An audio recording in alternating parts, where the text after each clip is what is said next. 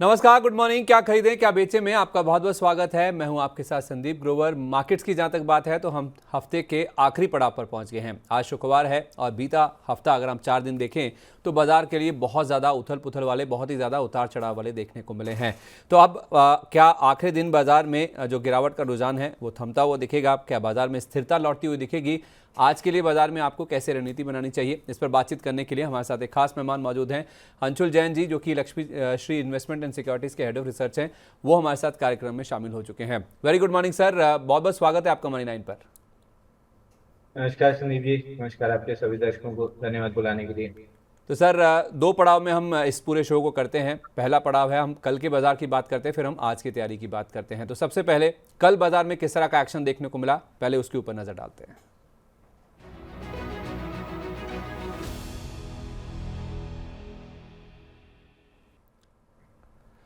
कल के बाजार की जहां तक बात है तो कल हमने देखा हरे निशान के साथ बाजार की क्लोजिंग देखने को मिली, लेकिन दिक्कत की बात, चिंता की बात यह है कि हायर लेवल्स पर प्रॉफिट बुकिंग हावी होती हुई नजर आ रही है। बाजार हायर लेवल्स पर टिक नहीं पा रहा है, यानी कि हर हायर लेवल्स पर हम देख रहे हैं कि प्रॉफिट बुकिंग या तो फिर जो बिकवाली का दबाव है वो मार्केट में साफ तौर पर देखने को मिलता है। कल भी मजबूत शुरुआत हुई, लेकिन ऊपरी स्तरों पर हम टिक नहीं पाए।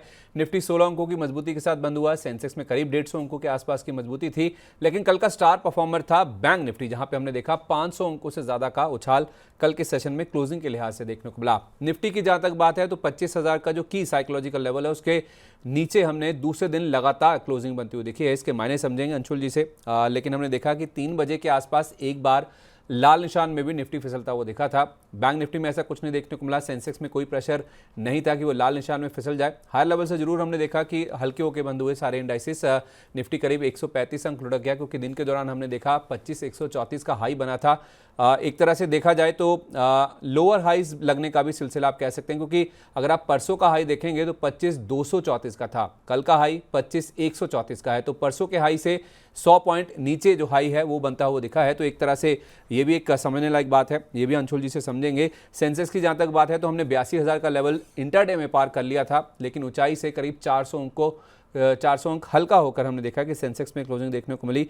लेकिन बैंक निफ्टी की जहां तक बात है तो 3 अक्टूबर के बाद आप देखिए पहली बार ऐसा हुआ है कि बैंक निफ्टी 51,500 का जो लेवल है उसके ऊपर जाके बंद हुआ है। तो ये जो की डेटा पॉइंट्स हैं, अब इसके ऊपर चर्चा करते हैं। अंशुल जी हमारे साथ मौजूद ही हैं। सर, काफ़ी सारी चीज़ें हैं जो कि बाजार को लेकर हमें समझनी है। पहली बात तो 25,000 के ऊपर हम टिक नहीं पा रहे हैं, 25,000 के नीचे क्लोजिंग देखने को मिली। जो हाई बन रहे हैं वो भी लोअर हाइज बनते हुए दिख रहे हैं। परसों के मुकाबले कल का जो हाई बना वो 100 पॉइंट नीचे बनता हुआ दिखा है।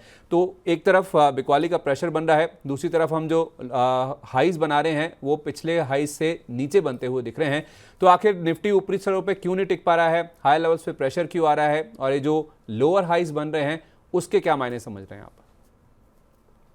देखिए संदीप जी, डेली चार्ट पे किसी तरह का लोअर हाई नहीं है। अभी केवल 75 मिनट के चार्ट पे लोअर हाई की फॉर्मेशन है, लेकिन उसमें भी बहुत कोई बड़ा लोअर लो नहीं बना है। तो 75 मिनट के चार्ट को हम इग्नोर कर देंगे। जब तक डेली चार्ट पे कहीं भी लोअर हाई लोअर लो की फॉर्मेशन नहीं होती है, मार्केट में बहुत ज्यादा आपको टेंशन लेने की जरूरत नहीं है। एक स्टैंडर्ड बन चुका है। देखिए, आप बड़ी लिक्विडिटी पे खड़े हैं, जहां बड़ी पोजीशंस बनने लगी हैं। पहले एफआईआई लाख सवा लाख कॉन्ट्रैक्ट पे ओवरबॉट और ओवरसोल्ड हो जाते थे। अब ये रेंज शिफ्ट होके अब 5 लाख सवा 5 लाख कॉन्ट्रैक्ट पे ओवरबॉट या ओवरसोल्ड होते हैं। तो जब आपकी साइज बढ़ी है, पोजीशन साइजिंग 4 गुनी बढ़ी है, 1 लाख से 4 लाख 5 लाख पे पहुंचे हैं, तो क्वांटम ऑफ करेक्शन भी बड़ा हो गया। जो शॉर्ट टर्म में 100-150 पॉइंट की या 0.25% की मूवमेंट को हम मतलब करेक्शन मान लेते थे, अब वो 3 से 4% की हो गई। तो उस हिसाब से 5-6 दिन की कंटिन्यूस डाउन मूव थी, उसके बाद से कंसोलिडेशन रहा है। परसों के सेशन में रिवर्सल कैंडल जरूर थी, लेकिन उसको कल के सेशन में फॉलो थ्रू मूव नहीं मिला है। कल के सेशन में इनसाइड बार बनी है, तो ये कंसोलिडेशन दिखा रहा है। और अगर आपको 75 मिनट के चार्ट पे लोअर हाई लोअर लो का स्ट्रक्चर देखना भी है, तो एक चीज नोट करके रखिए कि वीकली वीवैप और मंथली वीवैप, इसके बीच में निफ्टी सैंडविच है। 24,980 के अराउंड वीकली वीवैप है जो सपोर्ट दे रहा है। और 25,200 के आसपास, टू बी प्रिसाइज, कल के आज के लिए जो बनेगा 25,160 बनेगा। 25,160 मंथली वीवैप है, 24,980 वीकली वीवैप है। इसके बीच में निफ्टी चल रहा है। नीचे में उसको सपोर्ट ले लेता है, ऊपर में रेजिस्टेंस ले रहा है। तो प्रोबेबली आज फ्राइडे का सेशन है, आज हम और कंसोलिडेट करते हुए देखेंगे। और इस कंसोलिडेशन से प्रोबेबली मंडे के सेशन में ब्रेकआउट आएगा। तो आज के सेशन के लिए मैं बहुत ज्यादा कोई मोमेंटम नहीं मान रहा हूँ। 25,160 25,200 के आसपास से सेलिंग आ जाएगी, 24,950 24,980 के पास से बाइंग आ जाएगी, और कहीं भी 25,050 के आसपास हम घूमते हुए देखेंगे। चलिए, तो कंसोलिडेशन का दिन हो सकता है, और अगर आज कंसोलिडेशन होता है तो फिर हम ये मान के चल सकते हैं कि अगले हफ्ते यानी कि सोमवार से फिर बाजार में एक ऊपर की ओर मूव या फिर अप मूव की तैयारी होती हुई नजर आ सकती है। लेकिन कल का स्टार परफॉर्मर था सर बैंक निफ्टी, जहां पे हमने देखा कि 3 अक्टूबर के बाद 51,500 के ऊपर क्लोजिंग हुई, 500 अंकों से ज़्यादा के गेंस बनते हुए दिखे। और एक और सरप्राइजिंग बात यह है कि पीएसयू बैंक्स तो नहीं, निजी बैंकों में हमने देखा है कि आउट परफॉर्मेंस बनती हुई दिखी। कोटक लीडर था, एचडीएफसी बैंक भी सपोर्ट कर रहा था। इनफैक्ट इन दोनों इंडाइसिस ने ही बैंक निफ्टी के साथ साथ निफ्टी को भी सपोर्ट किया। इसके अलावा एक्सिस बैंक हुआ, इंडसइंड बैंक हुआ, आईडीएफसी फर्स्ट बैंक, ये 4-5 निजी बैंक्स थे जो कि ज़्यादा सपोर्ट करते हुए नजर आ रहे हैं मार्केट को, चाहे वो बैंक निफ्टी हो चाहे वो निफ्टी की ही बात क्यों ना की जाए। तो उस लिहाज से ये जो निजी बैंकों में या फिर बैंक निफ्टी में जो आउट परफॉर्मेंस आ रहा है, क्या ये लंबा चलने वाला है सर? उम्मीद करें कि अब 52 52,500 हज़ार के लेवल्स भी आ जाएंगे। देखिए 52,200 तक के लेवल आपको देखने के लिए मिल सकता है। बैंक निफ्टी में भी सिमिलर सिचुएशन है जो निफ्टी के अंदर है। बैंक निफ्टी में भी वीकली और मंथली वीवैप के अंदर चल रहा है। कल भी हमने परसों के सेशन में हमने मंथली वीवैप टेस्ट किया और करेक्शन आया तो वीकली वीवैप पे सपोर्ट मिला। उसी को कल के सेशन में फॉलो थ्रू मूव दिया है और वापस मंथली वीवैप तक आया है। तो ऊपर में 51,600 मंथली वीवैप बड़ा रेजिस्टेंस है, और सपोर्ट के लिए 51,000 50,900 की रेंज में वीकली वीवैप है। तो इसके बीच में हम प्रोबेबली आज का सेशन स्पेंड करेंगे। कहीं भी 51,600 650 के ऊपर अगर सस्टेन करना स्टार्ट करते हैं तो फिर शॉर्ट कवरिंग आना स्टार्ट होगी और हम 52,200 के टारगेट टेस्ट करेंगे, जिसकी उम्मीद मुझे कम लग रही है एटलीस्ट आज के सेशन के लिए। आज हम कंसोलिडेट करते हुए देखेंगे और मंडे के सेशन में दोनों में ब्रेकआउट लेके शॉर्ट कवरिंग ट्रिगर होगी। तो मंडे आपका फोकस बाइंग की तरफ होना चाहिए। आज के सेशन में आपको थोड़ा सा इंडेक्स वाइज साइडवेज दिख रहा है, लेकिन इंडिविजुअली अगर काउंटर की बात करें तो कोटक बैंक में एक हल्की सी इंट्राडे सेशन में पुल बैक आती है तो बाइंग अपॉर्चुनिटी होगी, और एचडीएफसी बैंक में भी ब्रेकआउट बार बनी है तो एक आध दिन कंसोलिडेट करके इसमें भी फॉलो थ्रू मूव मिलना चाहिए। तो फर्स्ट प्रेफरेंस एचडीएफसी बैंक रहेगा, सेकंड प्रेफरेंस कोटक बैंक रहेगा, थर्ड पे एक्सिस बैंक आता है, फोर्थ पे आईसीआईसीआई आता है, और फिफ्थ पे इंडसइंड बैंक आता है। तो प्राइवेट सेक्टर बैंक हमको काफी अच्छे और तेज लग रहे हैं। और लास्ट टाइम भी मैंने कहा था कि रैली अगर आती है तो private sector bank out perform करते हुए दिखेंगे कंपेयर टू पीएसयू बैंक, और वही होता हुआ दिख भी रहा है। तो पीएसयू बैंकों के मुकाबले निजी बैंक आउट परफॉर्म करते हुए नजर आ रहे हैं, बेटर परफॉर्म करते हुए नजर आ रहे हैं। कुछ ऐसा ही यहाँ पे होता हुआ दिखेगा। पैकिंग ऑर्डर में सबसे पहला नाम है एचडीएफसी बैंक का, दूसरा कोटक का, तीसरा नाम है एक्सिस का, चौथा आईसीआईसीआई और पांचवें नंबर पे आता है इंडसइंड बैंक का। अगर आप निजी बैंकों में खरीदारी करने के बारे में सोच रहे हैं, मन बना रहे हैं, तो सेक्टोरल रुझान भी देखें तो निजी बैंक कल के टॉप परफॉर्मर थे, क्योंकि अगर इतने दिग्गज बैंक एक साथ चलते हुए नजर आएंगे तो जाहिर सी बात है फिर ये पूरा इंडेक्स को भी ऊपर की ओर लेके जाएंगे। टॉप परफॉर्मर था कल के सेशन में। फाइनेंशियल सर्विसेज में भी एक्शन था। पीएसयू शेयर लाइमलाइट में थे। मेटल, एनर्जी, ऑटो, इनमें भी हमने खरीदारी बनती हुई दिखी। गिरावट कहाँ आ रही है? जहां पे पैसा बन चुका है, फार्मा सेक्टर जहां पे बड़ी तेजी हो चुकी है वहां पे प्रॉफिट बुकिंग है। आईटी इंडेक्स 4 दिन से मजबूत था, कल मुनाफा वसूली आ गई। मीडिया में भी हमने देखा एक्शन बनता हुआ दिखा नीचे की ओर, और एफएमसीजी, रियल्टी, ये इंडेक्स भी कल मुनाफा वसूली की चपेट में आते हुए दिखे। आईटी इंडेक्स जैसे मैंने कहा 4 दिन से लगातार तेज था, और कल का सेशन आप देखिए 10 में से 10 शेयर, सारे 10 शेयर गिरावट के साथ, लाल निशान के साथ जाके बंद हुए हैं। निफ्टी के टॉप गेनर्स की बात करें तो कोटक, एचडीएफसी जैसे हमने बताया भी, इसके अलावा जेएसडब्ल्यू स्टील, बीईएल इनफैक्ट दूसरे दिन लगातार टॉप गेनर्स में शामिल था। मुनाफा वसूली फार्मा में थी, सिप्ला टॉप लूजर्स में शामिल था, टेक महिंद्रा, ट्रेंट, सन फार्मा, यहाँ पे सबसे ज़्यादा प्रेशर निफ्टी के स्टॉक्स में देखने को मिल रहा था। तो कल सर बाजार बंद होने के बाद टीसीएस के रिजल्ट्स भी आए हैं। आईटी के कल 10 शेयर आईटी इंडेक्स के गिरकर बंद होते हुए दिखे हैं, और टीसीएस के भी जो नंबर्स आए हैं वो इतने प्रॉमिसिंग नहीं है। साल 10 साल मुनाफा 5% बढ़ा है, जो बाजार का अनुमान था उससे नीचे ये नंबर आता हुआ दिखा है। तो टीसीएस और overall IT as a pack को लेकर आपकी राय? देखिए एक्सपेक्टेशन 7.5% की थी, ये 5 सवा 5% के आसपास आए हैं तो थोड़ा सा डिसअपॉइंटमेंट जरूर है। बट सीनेक्स आईटी बहुत ज्यादा वीक नहीं लग रहा है। पुल बैक 40,600 तक एक्सपेक्टेड था। हालांकि लास्ट पूरे वीक में रिलेटिव स्ट्रेंथ अच्छी शो की, पूरे करेक्शन में ये रिलेटिव स्ट्रेंथ होल्ड करके चले हैं। मैं एक्सपेक्ट कर रहा हूँ कि कंसोलिडेशन रहेगा, बहुत ज्यादा वीकनेस रहेगी और वापस वीकनेस नहीं रहेगी और वापस से ये आउट परफॉर्म करते हुए दिखेंगे। सबसे ज्यादा आउट परफॉर्मेंस मेटल्स में आएगा, followed by IT, followed by private sector banks. तो टॉप पिक में सेकंड नंबर पे अभी भी आईटी आता है, 40,600 के अराउंड CNX IT मिल जाता है तो ये बेहतरीन डिप हो जाएगी बाइंग करने के लिए। टॉप पिक हमारी इन्फोसिस रहेगी in the large cap and Tech Mahindra, और मिड कैप में परसिस्टेंट और साइंट, ये चार शेयर हमको अच्छे लग रहे हैं। तो अगर 40,600 के पास CNX IT आता है तो हम इन काउंटर्स में थोड़ा सा इन्वेस्टर्स के लिए बाइंग रिकमेंड करेंगे। ट्रेडर्स के लिए ऑफकोर्स जब कोई बेस बना के ब्रेकआउट देता है तब हम बाई रिकमेंड करते हैं। असिस्टेंट, साइंट और चौथा नाम क्या बोला सर आपने?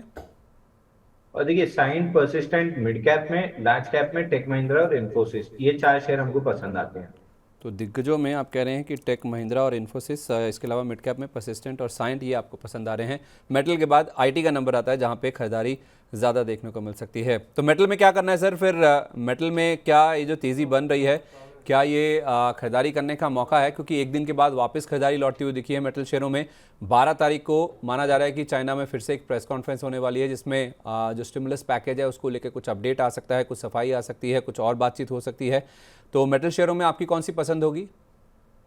और देखिए संदीप जी, मेटल शेयर में मैं कंटिन्यूअसली रिकमेंड जो करते आ रहा हूँ हिंडाल्को और वेदांता, यही दो मेरी टॉप पिक होगी। यहीं पे मैं बाइंग भी देखना चाहूंगा। आप पूरे करेक्शन में देख लीजिए, निफ्टी 26,250 से लेके 24,750 के लेवल तक आ गई थी, लेकिन वेदांता में आप देखिए नाम मात्र का करेक्शन है। इसने अपना ब्रेकआउट पॉइंट भी रिटेस्ट नहीं किया है। अभी 469 का ब्रेकआउट था, वो भी रिटेस्ट नहीं हुआ है। तो ये अपने आप हेवी रिलेटिव स्ट्रेंथ शो करता है। तो अगर एक शेयर आप बोलेंगे कि मेटल में कोई एक शेयर मैं ले सकता हूँ, मैं एनी डे वेदांता ले लूंगा। अगर आप दो शेयर अलाउ करेंगे तो फिर सेकंड नंबर पे हिंडाल्को आएगा।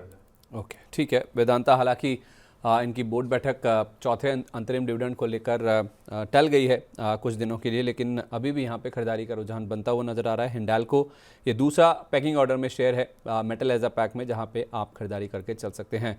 बड़ा मार्केट्स की ओर चलें तो एडवांस डिक्लाइन देखें तो सबसे पहले एडवांसेस के फेवर में था। तेज़ी वाले ज़्यादा शेयर थे, 1550 से ज़्यादा शेयर चढ़कर बंद हुए। 1219 शेयरों में हमने गिरावट बनती हुई दिखी। मिड कैप इंडेक्स जरूर गिरा 250 अंकों के आसपास, लेकिन स्मॉल कैप शेयरों में आप देखिए स्मॉल कैप इंडेक्स 250 अंकों के आसपास की मजबूती लेके बंद हुआ। बावजूद इसके कि हायर लेवल से स्मॉल कैप इंडेक्स में हमने करीब 300 अंकों के आसपास का गोता भी लगता हुआ देखा, लेकिन फिर भी करीब 250 अंकों की मजबूती लेकर हमने स्मॉल कैप इंडेक्स में क्लोजिंग बनती हुई दिखी। बावजूद इसके कि हायर लेवल से जो फ्रंट लाइन इंडाइसिस हैं सेंसेक्स निफ्टी में काफ़ी ज़्यादा तेज़ प्रॉफिट बुकिंग हमने last half an hour of trade में बनती हुई दिखी भी है। तो सर हम सेक्टोरली अगर देखें तो चर्निंग साफ तौर पे देखने को मिल रही है। फार्मा से पैसा अब निकलता हुआ नज़र आ रहा है। तो ऐसे सेक्टर्स जहाँ पे पहले काफ़ी ज़्यादा खरीदारी हो चुकी है वहाँ से पैसा निकलता हुआ दिखा है। तो फार्मा के साथ साथ कल एफएमसीजी भी गिरते हुए दिखे हैं। एफएमसीजी भी हमने हाल फिलहाल में काफ़ी अच्छा आउट परफॉर्मेंस देखा है। तो फार्मा एफएमसीजी कह लीजिए, आउट परफॉर्मर कह लीजिए, या इनको फिर डिफेंसिव शेयर कह लीजिए, इनकी जो गिरावट हो रही है क्या ये एक डिसाइसिव मुनाफा वसूली की ओर बढ़ रहे हैं, या फिर हल्की गिरावट जो हो रही है उसमें खरीदारी करनी चाहिए? देखिए संदीप जी, इसमें इमीडिएट गिरावट में आपको नहीं खरीदना चाहिए। प्रोबेबली इसमें 2 से 3 महीने गिरावट रहेगी, उसके बाद कंसोलिडेशन में जाएगा, क्योंकि सेक्टर रोटेशन है। जून, जुलाई, अगस्त और कुछ हद तक सितंबर एफएमसीजी और फार्मा चला है। तो 4 साढ़े 4 महीने स्टॉक चले हैं। तो 1 से 1.5 महीना कम से कम करेक्शन आएगा। आइडियली 2 से 3 महीना आना चाहिए और उसके बाद कंसोलिडेशन में जाना चाहिए। तो अगले 4-5 महीने इनमें बड़ा पैसा नहीं बनेगा, बल्कि स्लो एंड स्टडी आप नीचे की तरफ ही सरकते हुए देखेंगे। एकदम वर्टिकल ड्रॉप नहीं हो जाएगा, लेकिन धीरे धीरे नीचे की तरफ करेक्शन रहेगा, कंसोलिडेशन में जाएगा, और उसके बाद जब मेटल, आईटी ये टॉप आउट होंगे तब यहाँ पैसा वापस फ्लो होना स्टार्ट होगा। तो अभी चर्निंग के स्टार्टिंग के फेज में हम, यहाँ फार्मा एफएमसीजी से पैसा निकल के मेटल्स में जा रहा है। अभी ये पैसा और जब निकलेगा तो नेक्स्ट लेग में आईटी और अभी फिलहाल के लिए मेटल और प्राइवेट सेक्टर बैंक में आया है। अब ये थर्ड राउंड में आप मान के चलिए कि आईटी में पैसा फ्लो होगा। तो अभी और यहाँ से पैसा निकलेगा और आईटी के अंदर जाएगा। तो आपको यहाँ से पैसा निकाल के कुछ समय के लिए, 3-4 महीने के लिए छोड़ देना चाहिए। उसके बाद वापस से इस सेक्टर में अपॉर्चुनिटी बनेगी, दोनों फार्मा और एफएमसीजी। तो अभी अवॉइड करना चाहिए। तो फार्मा एफएमसीजी को अवॉइड करना चाहिए। कुछ हद तक मुनाफा वसूली हो रही है, सेक्टोरल चर्निंग हो रही है, यहाँ से पैसा निकल रहा है और पैसा डाइवर्ट हो रहा है मेटल और आईटी सेक्टर में। यहाँ पे आप चाहें तो फार्मा से पैसा निकाल लीजिए, एफएमसीजी निकाल लीजिए और मेटल और आईटी में अपना पैसा शिफ्ट कर लीजिए। चलिए हम भी शिफ्ट करते हैं फोकस और आज के ऊपर लेकर आते हैं और तैयारी करते हैं आज के सेशन की कि आज हफ्ते का आखिरी कारोबारी दिन है, कैसे तैयारी करनी चाहिए। चलते हैं हमारे अगले सेगमेंट की तरफ।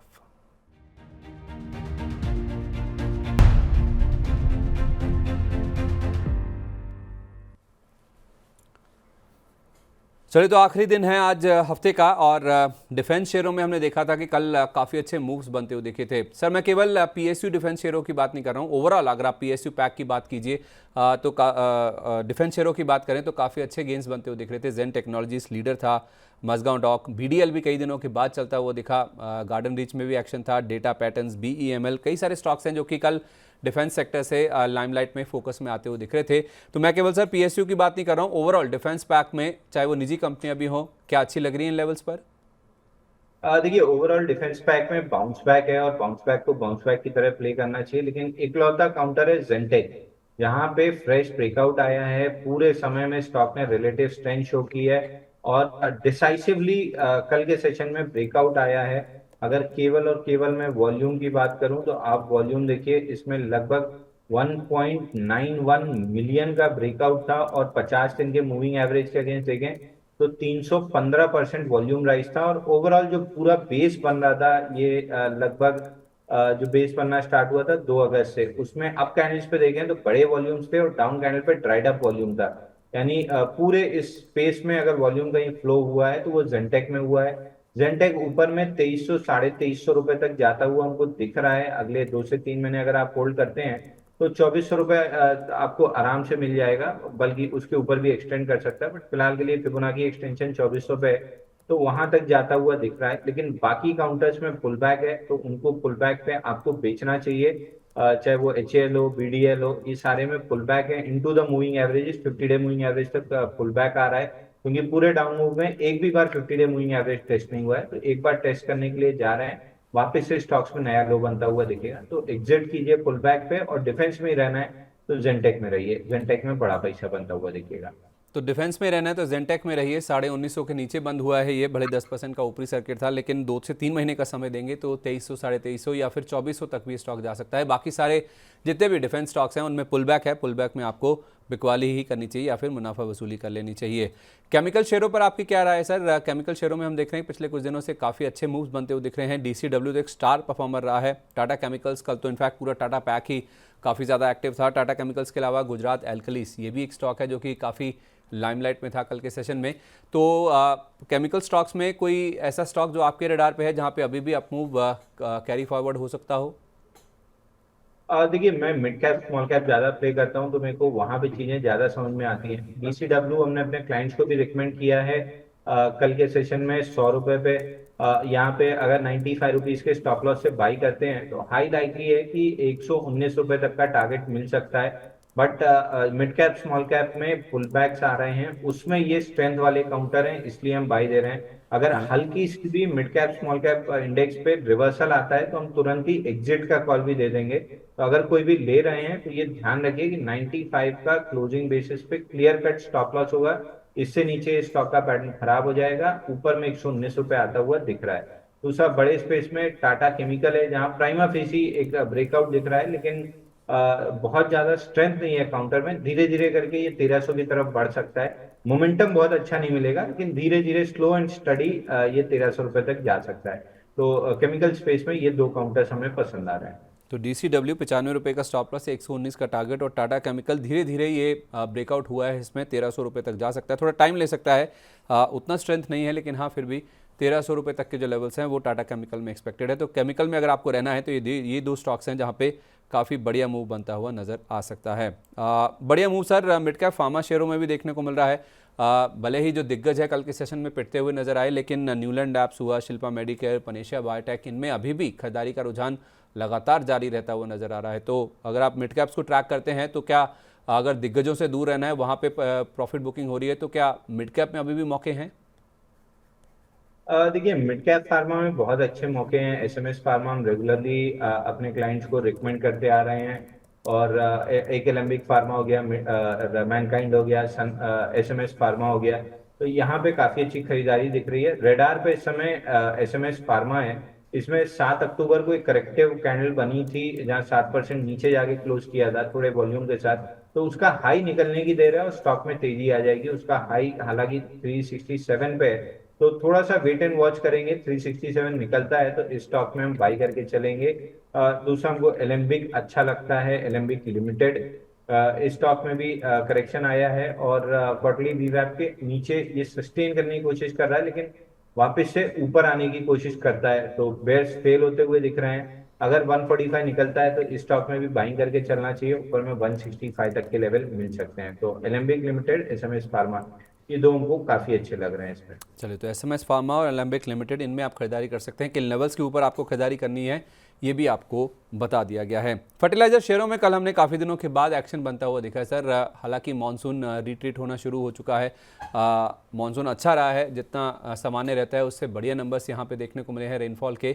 लेकिन फर्टिलाइजर शेयरों में जो कल मूव शुरू हुआ है, चाहे वो आरसीएफ हुआ, एनएफएल हुआ, फैक्ट हुआ, ये मजबूती क्या जारी रह सकती है या केवल शॉर्ट लिव्ड है? देखिए, अभी ये शॉर्ट लिव लग रही है मेरे को, क्योंकि इस इन सारे स्टॉक्स ने जब रिवर्सल दिया था, 10, 20 और 50 डे मूविंग एवरेज एक दूसरे के नीचे आए थे, तो किसी भी तरह का पुल बैक बहुत अच्छा नहीं आया था और क्वार्टरली वीवैप भी काफी ऊपर छूटा हुआ है। लास्ट क्वार्टर का जो वीवैप था वो काफी ऊपर छूट गया था, मतलब उसको हमने टेस्ट भी नहीं किया और स्टॉक कंटिन्यूअस डाउन मूव दे रहे थे। तो एनएफएल हो, आरसीएफ हो, मद्रास फर्टिलाइजर हो, सारे केवल और केवल पुल बैक दे रहे हैं, क्योंकि डिस्टेंस ज्यादा है मीन से। तो ये मीन रिवर्जन है, कंप्लीट होने के बाद वापस स्टॉक्स में नए लो बनते हुए दिखेंगे। जो स्विंग लो अभी बने हैं उनको हम तोड़ते हुए दिखेंगे। तो इन स्टॉक्स को रैली पे बेचना चाहिए, ना कि फ्रेश बाइंग करना चाहिए, क्योंकि शॉर्ट लिव्ड रैली रहेगी, शार्प रहेगी और उतनी ही शार्पली रिवर्सल भी आ जाएगा। तो कहीं भी रैली यहाँ से अगर 7-8% और एक्सटेंड करती है तो आपको एग्जिट सोचना चाहिए। ओके, तो 7 से 8% का और मूव आता है तो फर्टिलाइजर शेयरों में आपको रैली में बेचना चाहिए, प्रॉफिट बुकिंग करनी चाहिए। ये राय फिलहाल आपके लिए निकल के सामने आती हुई दिख रही है। फर्टिलाइजर शेयरों में माफ़ कीजिए सर, सीमेंट शेयरों में भी हम देख रहे हैं कि जो एक्शन बनता हुआ दिख रहा है, चाहे वो अंबुजा हो, श्री सीमेंट, जेके सीमेंट, बराक वैली, कुछ कुछ पॉकेट ऐसे हैं जो कि परसिस्टेंट अब गिरावट या फिर मुनाफा वसूली की चपेट में आते हुए दिख रहे हैं। कल अंबुजा का मूव काफ़ी सिग्निफिकेंट था, 3.5% गिर के डे लो के आसपास बंद हुआ। बराक वैली तो डे लो पर ही जाके बंद होता हुआ दिखा। अगर आप बाकी स्टॉक्स भी देखें, जेके सीमेंट या फिर श्री सीमेंट, इनमें भी प्रेशर साफ तौर पर नजर आ रहा था। तो सीमेंट शेयरों में ऐसा क्या हो रहा है सर? एक तरफ सेक्टर में हम कंसोलिडेशन देख रहे हैं, एक के बाद एक एक्विजिशन की न्यूज़ निकल के सामने आती है या फिर तैयारियां होती हुई नजर आ रही हैं। सीमेंट में जो कमजोरी है, क्या ये खरीदारी करने के मौके हैं? देखिए संदीप जी, आपके बोलते बोलते मैंने लगभग सारे सीमेंट के स्टॉक चेक कर लिए हैं। एक हाइडलबर्ग सीमेंट में ब्रेकआउट आया था लेकिन इमीडिएटली फेल हो गया, और बाकी सारे कंटिन्यूअसली डाउन ट्रेंड में दिख रहे हैं। केवल इंडिया सीमेंट है जो अपने हाई के पास टिका है, लेकिन आप देखिए इंडिया सीमेंट कंप्लीटली फ्लैट चला गया है बड़ी रैली के बाद। तो मुझे किसी भी सीमेंट का चार्ट बहुत अच्छा नहीं लग रहा है। एक आखिरी प्रिज्म जॉनसन है, इसमें भी ब्रेकआउट ऑलमोस्ट फेल हो रहा है। अगर आपको बॉटम फिशिंग करनी है, अगर आप यही है कि हमको सीमेंट गिरे हुए दाम पे चाहिए, तो आप एसीसी खरीद सकते हैं। एसीसी में एक रिवर्सल आ सकता है। बाकी किसी भी सीमेंट स्टॉक में किसी भी तरह का रिवर्सल नहीं दिख रहा है। तो एक एसीसी है जिसको बॉटम फिशिंग के तौर पे कर सकते हैं, बट वो ये कर सकते हैं, करना नहीं चाहिए। आइडियली सीमेंट फिलहाल करेक्टिव ट्रेंड में है तो अवॉइड करना चाहिए। एसीसी में रिलेटिव स्ट्रेंथ है, तो अगर करना ही है तो एसीसी कर लीजिए। मेरा सजेशन है कि थोड़ा सा इस पेज से अगर 1 महीने दूर रहते हैं तो 1 महीने में आपको काफी अच्छे डिस्काउंटेड प्राइसेस पे इन्वेस्टर्स को खरीदने का मौका मिलेगा।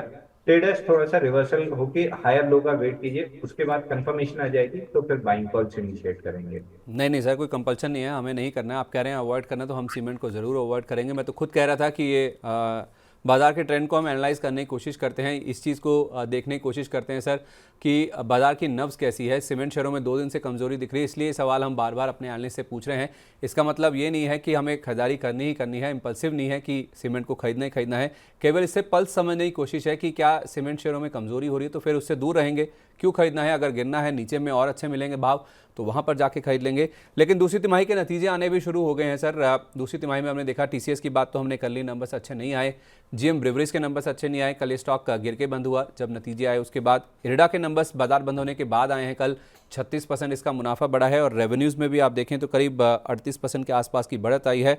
आई डाउट कि बाजार इन नंबर्स को पसंद करता हुआ दिखेगा, क्योंकि बहुत अच्छी ग्रोथ तो नहीं देखने को मिली है मुनाफे में, जिस तरह की हमने शेयरों में रैली बनती हुई दिखी है। आनंद राठी वेल्थ भी है जिसके नंबर्स आने थे, अर्काडे डेवलपर्स इसके Q1 के नंबर्स आने थे। तो नंबर्स के बाद सर कोई स्टॉक चार्ट पे जो कि आपको अच्छा लग रहा हो, क्योंकि अर्काडे नंबर्स से पहले तो हमने देखा डे हाई पे जाके बंद हुआ कल। देखिए, नंबर्स के साथ ये होता है कि नंबर के बाद रिएक्शन देखना होता है कि कैसा आ रहा है मार्केट का। रिएक्शन अगर पॉजिटिव आता है और गैप के साथ चलता है तो फिर नेक्स्ट कंसोलिडेशन में मैं बाई करके चलता हूँ। तो मैं ऑन दी इवेंट या इवेंट के एक दो दिन बाद कभी भी प्ले करना प्रेफर नहीं करता हूँ, क्योंकि वो वॉलेटिलिटी आपको किल कर सकती है। तो एक दो दिन रिएक्शन देखते हैं, अगर रिएक्शन पॉजिटिव रहता है, मतलब जिस भी काउंटर में पॉजिटिव रिएक्शन रहता है उसको फिर हम वॉच लिस्ट में शिफ्ट करेंगे और कॉन्ट्रैक्शंस बाई करने की कोशिश करेंगे। तो फिलहाल के लिए मैं इन सारे काउंटर से एक दो दिन तो एटलीस्ट अवॉइड करने की सलाह दूंगा। सर कुछ नंबर्स आज भी आने हैं जिसमें जस्ट डायल है, प्लास्टिक ब्लेंड्स इंडिया है, पीवीवी इंफ्रा है, इसके भी नंबर्स आने वाले हैं। हैथवे केबल के नंबर्स भी आएंगे और एक ट्रेडर्स का फ्रेंडली स्टॉक है रिलायंस इंडस्ट्रियल इंफ्रा, इसके भी नंबर आने वाले हैं जिसको हम RIIL के नाम से जानते हैं। इनमें से कोई ऐसा चार्ट जो कि आपको अच्छा लग रहा हो या फिर जिनके नंबर्स आने वाले उसको भी अवॉइड ही करना चाहिए? देखिए, इनमें से एक काउंटर है जो मैं रेगुलरली अपने क्लाइंट्स को रिकमेंड करता हूँ, बाई कॉल्स इनिशिएट करके देता हूँ, क्योंकि कंसोलिडेशन से वहाँ ब्रेकआउट काफी अच्छे आते हैं। वो है जस्ट डायल। 765 दिन का बेस ब्रेकआउट था और पूरा ये ब्रेकआउट जो आया था जुलाई में आया था, पूरा 3 महीना लेके इसने ब्रेकआउट रिटेस्ट किया है और कल के सेशन में फ्रेश ब्रेकआउट जैसा एक वो बनाया है। तो ऊपर में 1293 एक रेजिस्टेंस है, राउंड फिगर आप 1300 पकड़ लीजिए। 1300 निकलने के बाद स्टॉक में अगर बाइंग करते हैं तो ये 1700 आपको 3 से 4 महीने में दिखा देगा। बाइंग करने के बाद स्ट्रिक्ट स्टॉप लॉस 1120 रुपए का बनेगा, यानी आपकी 180 रुपए करीब की रिस्क आएगी और सामने 400 से 500 रुपए मिल सकता है। तो 1:2 2.5 का ट्रेड बनेगा। 1300 के ऊपर ही बाई करना है और 1120 का स्ट्रिक्ट स्टॉप लॉस लगा के ही बाई करना है। 1320 के ऊपर? 1300 के ऊपर। 1300 के ऊपर जस्ट डायल में आप खरीदारी करके चल सकते हैं। 1120 का स्टॉप लॉस रखें। इस केस में फिर आपके टारगेट्स 1700 यानी कि 1700 रुपये तक के देखने को मिल सकते हैं। ट्रेडर्स के फ्रेंडली स्टॉक्स की अगर बात चली है सर, तो RIIL की हमने बात कर ली, आपने जस्ट डायल की बात करी, तो कुछ ऐसे स्टॉक्स हैं जो कि ट्रेडर्स के पसंदीदा हैं लेकिन मूव उनमें काफ़ी नीचे का देखने को मिल रहा है। ओला इलेक्ट्रिक उसमें से एक है। एक के बाद एक बुरी खबरें स्टॉक के लिए आती हुई दिख रही हैं। बजाज हाउसिंग फाइनेंस में भी कल हमने देखा कि कमजोरी के साथ ही क्लोजिंग देखने को मिली। एक बड़ा मूव इसमें आया था 136 के आसपास, जब ये गिर गया था 10% का निचला सर्किट लगा था, उसके बाद एक 10% का ऊपर का मूव आया, लेकिन कल फिर से प्रॉफिट बुकिंग हावी होती हुई नजर आई। 3% के आसपास गिर के ही बंद हुआ। ओला इलेक्ट्रिक कमजोर था। ICICI सिक्योरिटीज़, यहाँ पे खबरें आ रही हैं डीलिस्टिंग का जो मूव है उसको मंजूरी मिल गई, लेकिन उसके बावजूद 3% गिर के बंद हुआ। IFCI में कुछ हमने ज़रूर कल के सेशन में देखा कि यहाँ पे भी इनफैक्ट गिरावट के साथ ही क्लोजिंग देखने को मिली है। तो ऐसे शेयर जो कि ट्रेडर्स के फ्रेंडली हैं लेकिन जिनमें गिरावट हो रही है, क्या इनमें भी दूर ही रहना चाहिए, क्योंकि ज़्यादातर लोग तो नीचे खरीद के ऊपर में बेचते हैं?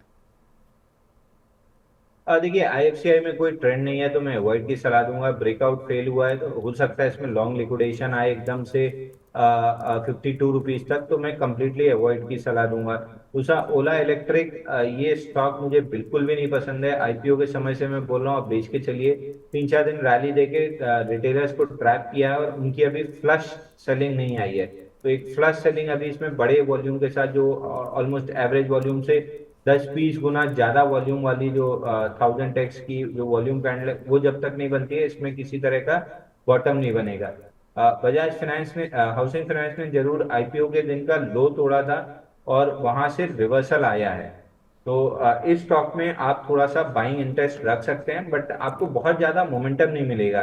ट्रेडर्स के लिए यहाँ से 8-10% का अपसाइड मोमेंटम मिल सकता है, बट उसके बाद प्रॉफिट बुक कर लीजिए। ये स्टॉक बेस बनाने की शुरुआत किया है, 4-6 महीने ये IPO बेस बनाएगा, उसके बाद बड़ी तेजी डेवलप होगी। तो इस बेस फॉर्मेशन में अगर आप रेंज बाउंड प्ले कर सकते हैं, जिसका मैं बिल्कुल भी आदी नहीं हूं, मैं ब्रेकआउट्स प्ले करना पसंद करता हूं, तो अगर आप रेंज प्लेयर हैं और कर सकते हैं तो बजाज हाउसिंग फाइनेंस अगले 6 महीने आपको बहुत सारी अपॉर्चुनिटीज देगा, लेकिन ब्रेकआउट प्लेयर्स के लिए थोड़ा सा समय लगेगा। तो बजाज हाउसिंग फाइनेंस आपकी वॉच लिस्ट में होना चाहिए। डिप्स पे बाई कर सकते हैं, रैलीज पे प्रॉफिट बुक करके उस पर निकलिए और बेस के अंदर ट्रेड कीजिए। तो बेस ब्रेकआउट के बाद मोमेंटम मिलेगा।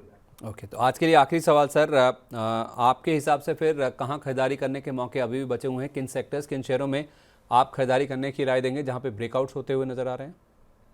देखिए, मेटल के दोनों काउंटर हमने ऑलरेडी डिस्कस कर लिए हैं, वेदांता और हिंडाल्को, तो वो तो टॉपिक है। इसके बाद दो काउंटर मेरे को बहुत अच्छे लग रहे हैं। पहला है टाटा पावर। टाटा पावर में ब्रेकआउट फेल किया, लॉन्ग्स को लिक्विडेट किया, इमीडिएटली रिवर्सल किया। आज की क्लोजिंग अगर 465-470 की जोन में हो जाती है तो वीकली चार्ट पे ये हैमर हो जाएगा और ये क्लियर इंडिकेशन हो जाएगा कि वीक लॉन्ग्स को शेक कर दिया है। अब यहाँ से स्टॉक में स्ट्रेंथ आएगी। तो 465 के आसपास बाई करना है। 440 जो स्विंग लो बना था उसको स्टॉप लॉस की तरह यूज करना है। पहला टारगेट 524 525 की रेंज रहेगा, और ओवरऑल ये 550 जाता हुआ दिख रहा है। तो 525 का पहला टारगेट पकड़िए, 550 का दूसरा टारगेट। दूसरा, कल के सेशन में बहुत बेहतरीन रिवर्सल प्राइवेट सेक्टर बैंक्स में आया है। कोटक बैंक में बड़ी कैंडल बन गई है, लेकिन HDFC bank near about breakout आगे क्लोज किया है। तो इस स्टॉक को बाई करके चलना चाहिए 1660 पे। 1630 का स्टॉप लॉस रहेगा, और 1710 पे एक हल्का सा रेजिस्टेंस है, उसी को फिलहाल टारगेट के तौर पे रखिए। अगर उसको स्लाइस करता है तो फिर हम टारगेट रिवाइज करेंगे, बट फिलहाल के लिए 1710 का टारगेट पकड़ के चलिए, क्योंकि वहां पे वीवैप का, मूविंग एवरेज का और स्विंग आई तीनों रेजिस्टेंस है, तो थोड़ा सा वहां पे समय काटेगा। तो 1710 पकड़ के चलिए टारगेट। तो इस बार का अगर 1710 का लेवल पार हो गया सर, क्या 1794 का रिकॉर्ड हाई बन जाएगा? बिल्कुल हो जाएगा, लेकिन 1710 के साथ एक थोड़ी सी दिक्कत आएगी, वहां पे एक बार अटकेगा, क्योंकि तीन तीन रेजिस्टेंस वहां पे हैं। तो 4-5 दिन वहां कंसोलिडेट करेगा, और उस कंसोलिडेशन में क्या होता है, लोग घबरा के निकल जाते हैं। इसलिए मैंने 1710 ही टारगेट दिया है आपको। चलिए ठीक है सर, बहुत बहुत धन्यवाद आज सुबह सुबह हमारे साथ कार्यक्रम में शामिल होने के लिए, अपनी राय देने के लिए, पिक्स देने के लिए और सारे सवालों के जवाब देने के लिए। जाने से पहले कोई डिस्क्लोजर जो आप मेंशन करना चाहें सर? देखिए, जितने भी स्टॉक्स हमने डिस्कस किए कोई भी मेरे पर्सनल पोर्टफोलियो में नहीं है, लेकिन क्लाइंट्स के पोर्टफोलियो में वेदांता, हिंडाल्को, टाटा पावर और एचडीएफसी बैंक चारों हो सकते हैं।